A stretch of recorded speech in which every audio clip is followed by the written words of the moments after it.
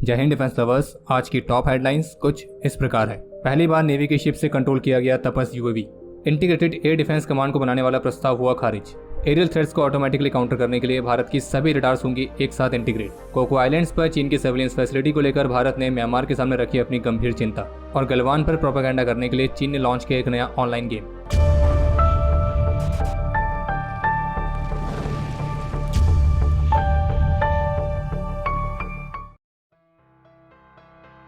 आज रविवार को डीआरडीओ ने अपने ऑफिशियल ट्विटर हैंडल से ट्वीट करके इस बारे में जानकारी दी है कि उन्होंने इंडियन नेवी के साथ मिलकर भारत के स्वदेशी तपस यूएवी की कमांड एंड कंट्रोल कैपेबिलिटीज को लंबी दूरी पर सफलतापूर्वक ट्रांसफर करके दिखाया है।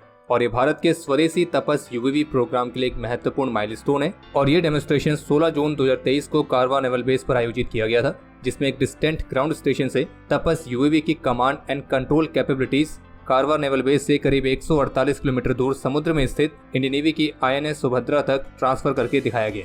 और ये तपस यूएवी का पहला लॉन्ग रेंज कंट्रोल डेमोन्स्ट्रेशन है। इस डेमोन्स्ट्रेशन के दौरान तपस यूएवी ने 20,000 फीट की ऊंचाई पर सीमलेसली उड़ान भरी। और इस यूएवी की करीब 3.5 घंटे की फ्लाइट के दौरान आईएनएस सुभद्रा से इस यूएवी के ऑपरेशन को करीब 40 मिनट तक के लिए कंट्रोल किया गया था। और तपस यूएवी को कंट्रोल करने के लिए आईएनएस सुभद्रा में एक ग्राउंड कंट्रोल स्टेशन और 2 शिप डेटा टर्मिनल भी इंस्टॉल किए गए थे। और अपने सफल परीक्षण के बाद तपस यूएवी सेफली एटीआर में लैंड हो गया था। और बाकी इस दौरान जिस तरह की कैपेबिलिटी को डेमोन्स्ट्रेट किया गया है, तो ये कैपेबिलिटी भारत को अपने स्वदेशी यूएवी के साथ और भी लंबी दूरी के सर्विलेंस मिशंस को परफॉर्म करने में काफी ज्यादा मददगार साबित होगी।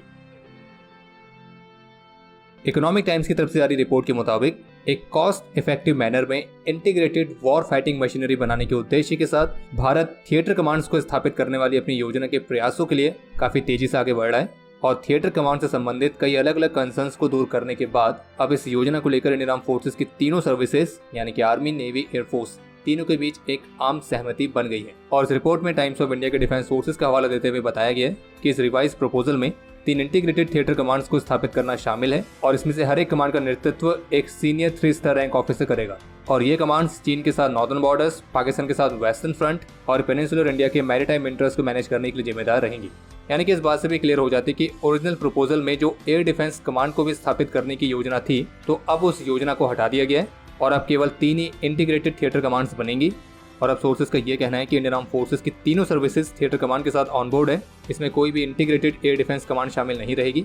और इसलिए जो एयर एसेट्स हैं उसे कोई भी थिएटर कमांड ओन नहीं करेगी, लेकिन कंटिजेंसी के आधार पर इन एसेट्स को एक जगह से दूसरी जगह शिफ्ट किया जाएगा। और अब इंटीग्रेटेड थिएटर कमांड वाले प्रयास बॉटम अप अप्रोच के साथ जारी हैं। और तीनों सर्विसेज के बीच आपसी तालमेल को बढ़ाने के उद्देश्य के साथ इसके लिए ऑलरेडी मेजर और लेफ्टिनेंट कर्नल रैंक में करीब 102 ऑफिसर्स का एक समूह, जिसमें आर्मी से 40 ऑफिसर्स, एयरफोर्स से 32 और नेवी से 30 ऑफिसर्स हैं, तो उन सभी को शामिल किया गया है। और उन्हें अदर सर्विसेज के लिए क्रॉस पोस्टेड भी किया गया है। और ये जो क्रॉस स्टाफिंग वाला इनिशिएटिव है, तो ये कुछ समानता वाले क्षेत्रों के उद्देश्य के साथ है, जैसे कि यूएवीज और ब्रह्मोस सुपरसोनिक क्रूज मिसाइल जैसे इक्विपमेंट। इसके साथ ही इंडियन आर्म फोर्सेस में आपसी तालमेल को बढ़ाने के लिए सभी 2 और 3 स्टार रैंक ऑफिसर्स के लिए एक कॉमन एनुअल कॉन्फिडेंशियल रिपोर्ट्स वाले इनिशिएटिव को भी इंट्रोड्यूस किया गया है। बाकी आपको बता दें कि जो चीन है वो अपनी ऑफेंसिव कैपेबिलिटीज को बढ़ाने और एक improved command and control structure को स्थापित करने के लिए 2016 में ही अपनी 2.3 मिलियन की पीपल्स लिबरेशन आर्मी को 5 थिएटर कमांड्स में फिर से रीऑर्गेनाइज कर चुका है। और अब भारत भी कुछ इसी तरह के प्रयास की तरफ आगे बढ़ रहा है। बाकी इसी के साथ आपके लिए आज का प्रश्न यह है कि भारत के पास वर्तमान समय में कितनी यूनिफाइड कमांड्स हैं और उनके नाम क्या हैं।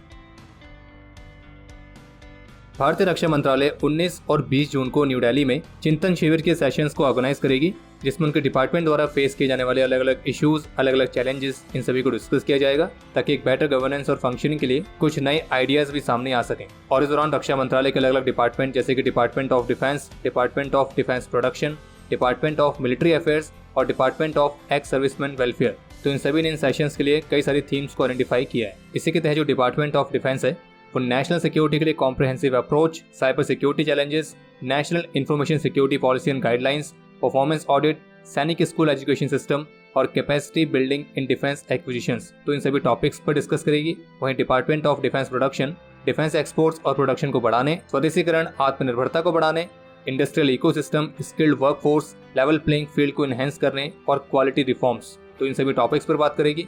इसी तरह से जो डिपार्टमेंट ऑफ मिलिट्री अफेयर्स है वो स्ट्रेटेजिक डोमेन में इंडियन आर्म फोर्सेस की कैपेबिलिटीज, उनके मॉडर्नाइजेशन, उनके बीच का तालमेल, तो इन सभी चीजों को हासिल करने के उद्देश्य के साथ कई सारे क्रिटिकल इश्यूज को कवर करेगी। और जबकि department of ex serviceman welfare employability को इम्प्रूव करने के लिए वेटरन्स के रीसेटलमेंट, वेटरन्स की हेल्थ सर्विसेज के लिए इम्प्रूवमेंट और ऐसे ही कुछ और महत्वपूर्ण टॉपिक्स को कवर करेगी। श्री अमरनाथ यात्रा की सुरक्षा व्यवस्था की समीक्षा करने के लिए नौदल army commander lieutenant general Upendra Dwivedi ने पंचतरणी को विजिट किया है और इस दौरान उन्होंने सिक्योरिटी फोर्सेस की डिप्लॉयमेंट और ऐसे ही बाकी के अदर सिक्योरिटी अरेंजमेंट्स को भी रिव्यू किया था और एक विपरीत मौसम स्थिति में भी ट्रूप्स के अथक प्रयास की उन्होंने सराहना भी की है। इसके अलावा एक अपडेट ये देखने को मिला है कि आज इंडियन आर्मी की रोमियो फोर्स ने पुंछ के एसओजी के साथ मिलकर 61 एक्सप्लोजिव मटेरियल्स को डिस्ट्रॉय किया है, जिनमें 11 लाइव बॉम्ब्स भी थे और इन एक्सप्लोजिव मटेरियल्स को भारत के सिक्योरिटी फोर्सेस ने पुंछ के सहरी चौवाना गांव से बरामद किया था। आप सभी को ध्यान होगा कुछ समय पहले कुछ ऐसी रिपोर्ट्स देखने को मिली थी जिनमें सैटेलाइट इमेजेस के हवाले से दावा किया गया था कि जो चीन है वो कोको आइलैंड में अपनी सर्विलियंस फैसिलिटीज को बना रहा है ताकि वो भारत पर अपनी निगरानी को बढ़ा सके। तो अब इससे जुड़ा एक लेटेस्ट अपडेट यह है जिसमें हिंदुस्तान टाइम्स की तरफ से रिपोर्ट जारी करके बताया गया है कि भारत ने कोको आइलैंड्स में म्यांमार द्वारा चीन को उनकी मॉनिटरिंग और सर्विलियंस फैसिलिटीज को स्थापित करने की अनुमति देने पर अपनी गंभीर चिंता व्यक्त करी है, क्योंकि चीन इन फैसिलिटीज का इस्तेमाल बालासोर टेस्ट रेंज से कंडक्ट किए जाने वाले भारत के मिसाइल लॉन्चेस और यहाँ तक कि ईस्टर्न सीबोर्ड पर भारत के स्ट्रेटेजिक एसेट्स तक को ट्रैक करने के लिए कर सकता है। और इसी वजह से भारत ने म्यांमार के ऑफिशियल्स के सामने इस इश्यू को उठाया था और इसके बदले में म्यांमार की तरफ से जो रिस्पॉन्स आया, जो उत्तर आया, तो उस उत्तर से भारत सेटिस्फाइड नहीं है। जबकि पहले तो म्यांमार की तरफ से इस बात से भी इनकार किया गया था कि कोको आइलैंड्स में इंफ्रास्ट्रक्चर डेवलपमेंट, मॉनिटरिंग स्टेशंस को स्थापित करना, हार्डन शेल्टर्स, रनवेज को एक्सटेंड करना, तो इन सभी अलग अलग गतिविधियों में चीन की कोई भूमिका नहीं है। लेकिन सैटेलाइट इमेजेस और नेशनल सिक्योरिटी प्लानर्स को मिले इनपुट्स ये साफ साफ दर्शाते हैं कि कोको आइलैंड्स पर जिस तरह के रनवे बनाए जा रहे हैं और उन्हें जिस तरह से एक्सटेंड किया जा रहा है, तो वो ट्रांसपोर्ट एयरक्राफ्ट की फ्लाइट्स को एकोमोडेट करने के लिए है। और इतना ही नहीं बल्कि इस आइलैंड पर रहने वाले चीनी सहित लगभग 1500 सैन्य कर्मियों के लिए यहाँ पे नए शेड्स, नए बैरक्स का निर्माण तक किया गया। कोको आइलैंड्स पर चाइनीज एक्टिविटीज के बारे में सबसे पहले वाजपेयी गवर्नमेंट के समय रक्षा मंत्री जॉर्ज फर्नांडिस द्वारा इस इशू को हाईलाइट किया गया था, लेकिन उस समय भारत में चीनी समर्थकों द्वारा इस इशू का मजाक बनाया गया और उसे सीरियसली नहीं लिया गया। बाकी कोको आइलैंड्स पर अगर चीन अपनी मौजूदगी बढ़ाने में कामयाब रहता है तो न केवल भारत की मिसाइल लॉन्चेस को ट्रैक कर सकेगा बल्कि वो हमारे स्ट्रेटेजिक एसेट्स की मूवमेंट को भी मॉनिटर कर सकेगा, जिनमें न्यूक्लियर सबमरीन्स भी आती हैं। और इस सबके साथ वो अपनी एयर सर्विलेंस और बैलिस्टिक मिसाइल ट्रैकिंग शिप के माध्यम से इंडियन ओशन में होने वाली हर हरकत पर भी नजर रख सकेगा। इसके अलावा एक अपडेट ये भी सामने आया है कि भारतीय प्रधानमंत्री की यूएस विजिट के दौरान भारत और यूएस अपने बीच के स्पेस कॉपरेशन में भी आगे बढ़ सकते हैं। और स्पेस कॉपरेशन के मामले में मुख्य रूप से 3 क्षेत्र जिनमें human space flight, planetary defence और कॉमर्शियल स्पेस एक्टिविटी शामिल हैं, तो इन क्षेत्रों पर भारत और अमेरिका के कोलैबोरेशन को आगे ले जाया जा सकता है। इतना ही नहीं बल्कि हिंदुस्तान टाइम्स की रिपोर्ट के मुताबिक भारत और अमेरिका के आर्टेमिस अकॉर्ड्स में भारत के पार्टिसिपेशन को भी डिस्कस कर रहे हैं। इसके अलावा एक और इंटरेस्टिंग अपडेट है जिसमें ट्रिब्यून की तरफ से जारी रिपोर्ट के मुताबिक इंडियन एयरफोर्स सभी रडार्स को एक साथ इंटीग्रेट करने के लिए तैयार है, जिसमें एयरफोर्स की रडार्स, आर्मी की रडार्स और सिविलियन रडार्स भी शामिल रहेंगी। और इन सभी रडार्स को एक साथ इंटीग्रेट करके एक ऐसा सिस्टम बनेगा जो कि दुश्मन की मिसाइल्स, दुश्मन के फाइटर जेट्स या फिर दुश्मन की यूएवीज, तो इस तरह के इनकमिंग एरियल थ्रेट्स को काउंटर करने के लिए एक ऑटोमेटेड फायरिंग रिस्पॉन्स की कैपेबिलिटी प्रोवाइड करेगा।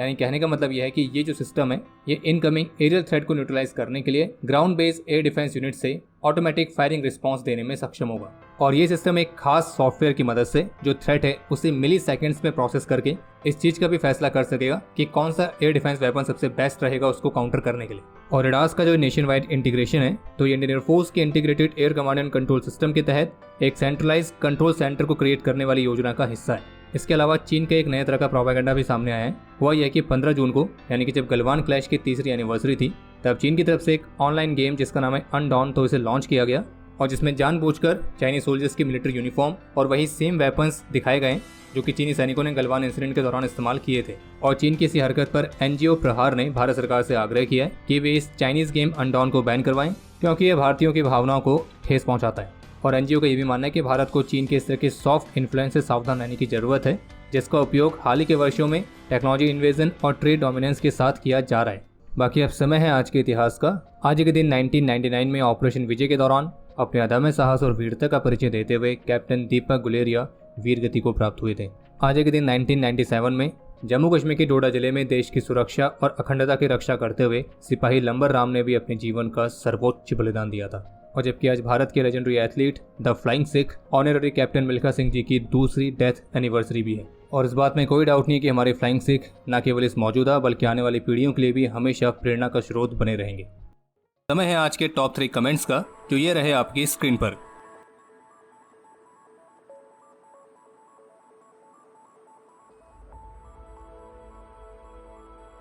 आज के इस एपिसोड के लिए इतना ही। उम्मीद है आपको एपिसोड पसंद आया होगा।